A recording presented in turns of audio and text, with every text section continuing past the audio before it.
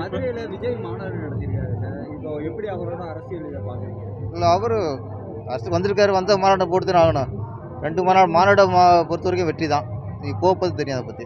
இல்லை, இப்போ விநாயகர் சதுர்த்திக்கு நிறைய தலைவர்கள் வாழ்த்து சொல்லணும்னு மேடையில் சொன்னீங்க. இப்போ இந்த வருஷம் 3 வருஷம் சொல்லலை, ஆனால் இந்த வருஷம் விஜய் வந்து விநாயகர் சதுர்த்திக்கு வாழ்த்து சொல்லியிருக்காரு. அரசியல்வாதி ஆகிட்டார்ல பரவாயில்ல சொல்கிறாருல, அதுக்கு சந்தோஷப்படணும்.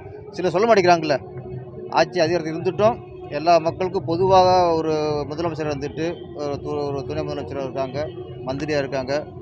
எல்லா மக்களுக்கும் பொதுவாக இருக்கிற அவங்களே பாரபட்சம் பார்க்குறாங்க.